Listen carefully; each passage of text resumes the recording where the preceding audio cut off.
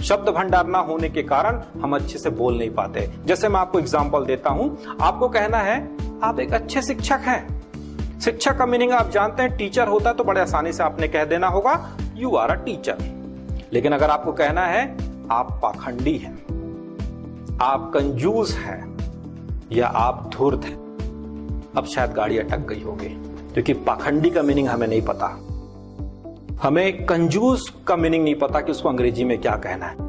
आपको पता है कि कौन सा ग्रामर लगेगा, लेकिन उस शब्द का मीनिंग ना पता होने के कारण आप उसको बोल नहीं पा रहे हैं। सेम उसी तरह से आपको पढ़ने में भी दिक्कत होगा। बहुत सारे बच्चे, बहुत सारे लोग न्यूज़पेपर नहीं पढ़ पाते। उनके पास कोई मेल आता है, कोई किसी प्रकार के डॉक्यूमेंट्स होते हैं, कोर्स की किताबें होती हैं, पढ़ने में बड़ा तकलीफ होता है, खासकर शब्दों के मीनिंग की जानकारी के अभाव में। तो हमें शब्दों पे भी ध्यान देना है।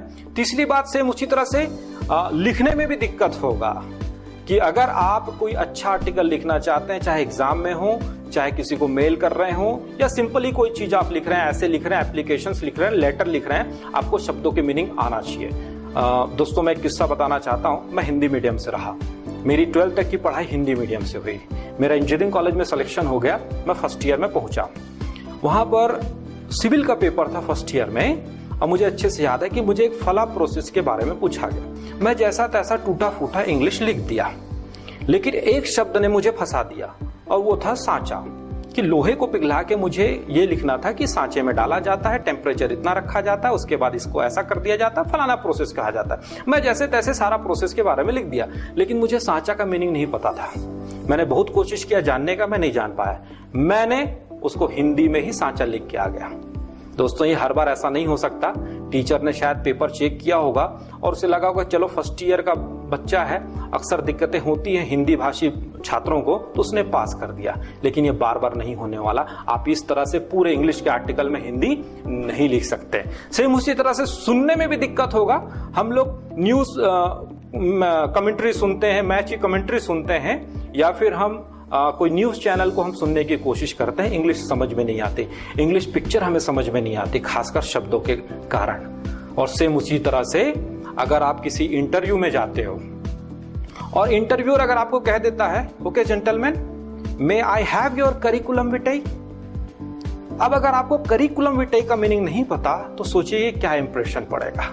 उस शब्द के कारण हमारा पूरा का पूरा इंटरव्यू खराब हो सकता है। करिकुलम विटाई का मतलब होता है रिज्यूमे, जिसमें हम अपने सारे डिटेल्स, अपने क्वालिफिकेशंस, हॉबीज के बारे में लिखते हैं। रिज्यूमे कहा जाता है, जिसको करिकुलम विटाई भी कहा जाता है। और सेम उसी तरह से अगर हम बात करें कॉम्पिटिटिव एग्जाम में भी सिनोनिम्स, एंटोनिम्स, फिलअप्स पूछते हैं, जो वोकैब्स बेस्ड क्वेश्चंस होते हैं। तो हमको शब्दों का मीनिंग पता होना बहुत जरूरी है। तो मैं आपको 6 विधियों के बारे में बताना चाहता हूं।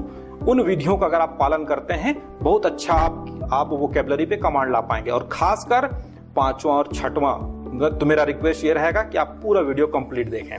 चलिए, सबसे पहले अपन बात करते हैं लिख लिख कर याद करें। युगों युगों से हमें कहा जा रहा है कि लिख लिख कर या बोल बोल कर याद करें।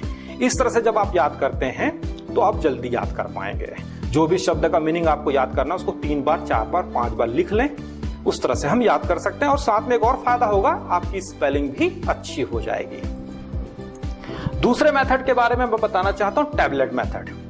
जब हम बीमार पड़ जाते हैं तो डॉक्टर के पास जाते हैं और डॉक्टर हमें टैबलेट देता है और कहता है कि इसे आप सुबह, दोपहर और शाम को लीजिए। सेम उसी तरह से जब आप किसी शब्दों को याद कर रहे हो, या लिख लिख के या बोल बोल के, तो उसको आप सुबह भी याद करें, उनको दोपहर को भी याद करें और उनको शाम को भी।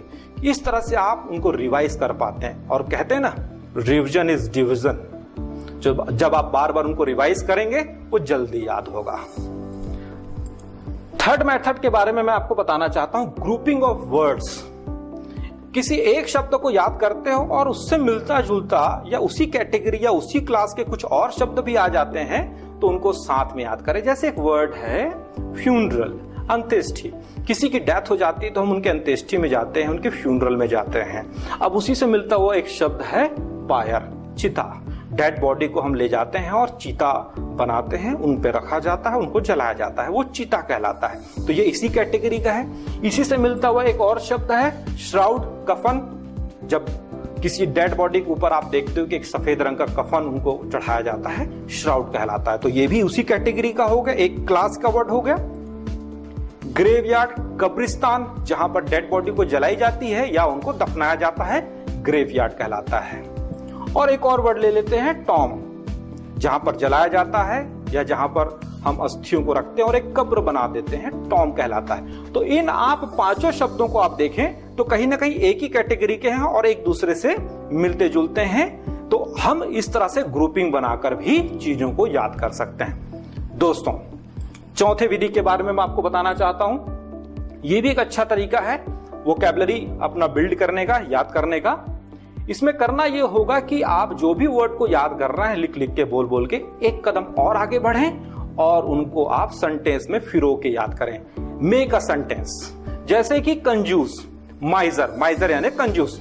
अब लिख के याद किए, बोल के याद किए तो चलो ठीक है, याद तो हो गया। और अच्छे से मजबूती से याद करना चाहते हो तो उसको आप उसके लिए आप एक एग्जाम्पल बना ले। जैसे my uncle does not give money, he is very माइजर। मेरे अंकल बहुत कंजूस हैं, वह पैसे नहीं देते। तो इस तरह से जब आप एक एग्जाम्पल बना लेते हैं तो एक कदम आगे और आप लंबे समय तक उसको दिमाग में बैठा सकते हैं। एक और वर्ड ले लेते हैं, गून यानी गुंडा। एक एग्जाम्पल उसका बना लेंगे हम लोग। A goon was arrested by police, एक गुंडे को पुलिस के द्वारा पकड़ा गया। तो ये भी एक अच्छा तरीका है शब्दों को लंबे समय तक याद करने के लिए।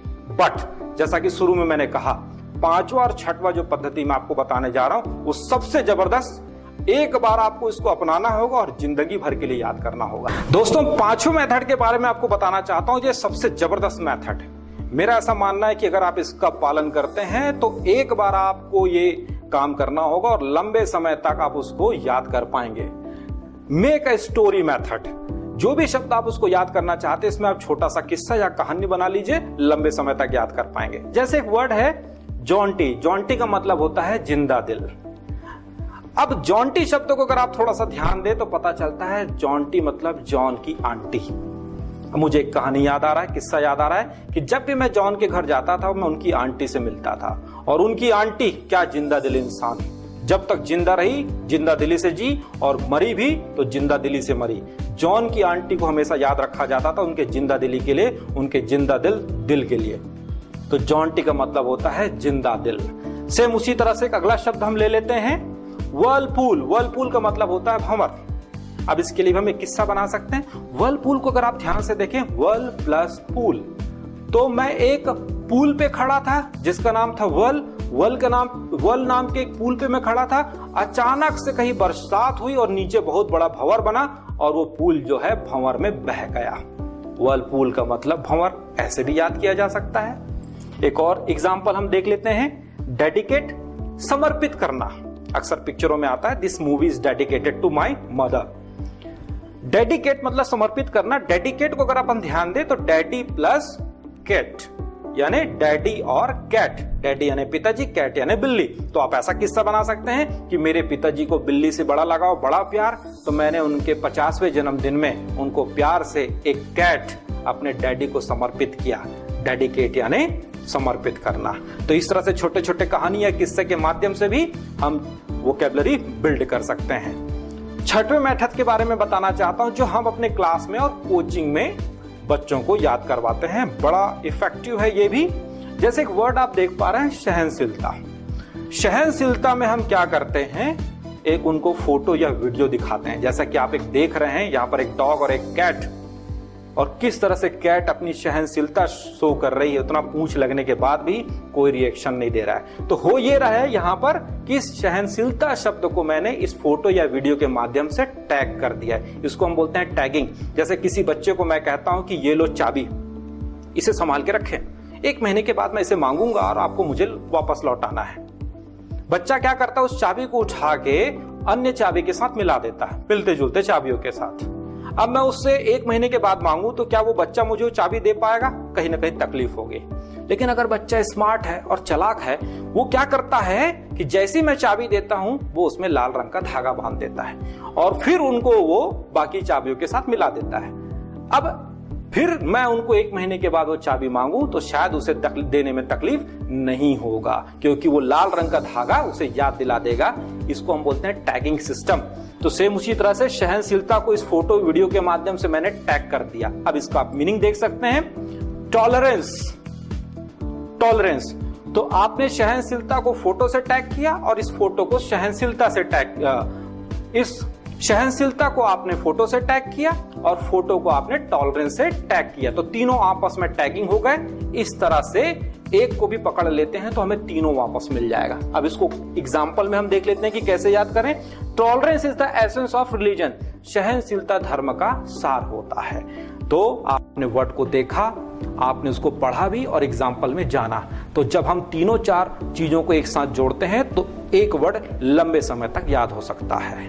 तो ये मैंने कुछ विधियों के बारे में बताया कि वोकैबुलरी कैसे बिल्ड की जाए। होप सो आपको चीजें अच्छी लगी होगी और मैं दावा करता हूं कि इसे आप अपने जीवन पे उतारें, इसको एक बार प्रयोग में लाकर देखें। बहुत अच्छे तरीके से ये काम करता है। इस वीडियो को देखने के लिए बहुत बहुत धन्यवाद। Have a good day.